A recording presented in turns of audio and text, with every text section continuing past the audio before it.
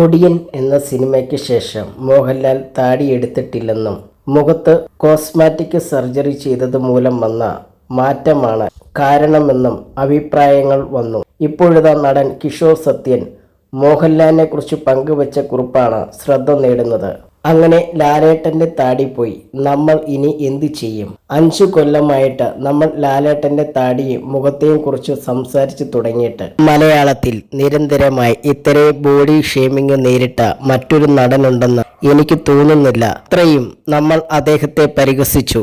ഒടിയൻ സിനിമയ്ക്ക് വേണ്ടി സൗന്ദര്യ ശസ്ത്രക്രിയ ചെയ്തതുകൂടി അദ്ദേഹത്തിൻ്റെ അഭിനയം പൂർണ്ണമായും പോയെന്നും മുഖത്ത് പേശികൾ അനങ്ങുന്നില്ലെന്നും അതുകൊണ്ടാണ് താടി വെക്കുന്നതും എന്ന് തുടങ്ങി എന്തെല്ലാം കോലാഹലങ്ങളാണ് നമ്മൾ വിവിധ തരം കണ്ടന്റുകളാക്കി സാമൂഹിക മാധ്യമങ്ങളിൽ വിതറി വിളമ്പിയത്.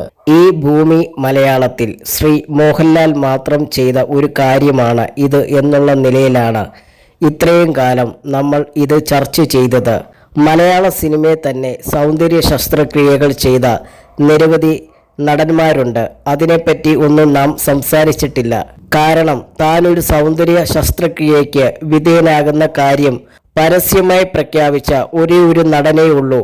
അത് ശ്രീ മോഹൻലാലാണ്. മറ്റുള്ളവർ അത് രഹസ്യമായി ചെയ്തതുകൊണ്ട് നമ്മളാരും അത് അറിയുന്നില്ല, അതുമാത്രം. പിന്നെ ശ്രീ മോഹൻലാൽ അല്ലെങ്കിൽ അദ്ദേഹത്തിൻ്റെ മീശയും താടിയും പോലും സാമൂഹ്യ മാധ്യമങ്ങളിൽ അക്കൗണ്ടുകളിൽ പണം നിറയ്ക്കാനുള്ള നല്ല ടൂൾ ആണ്.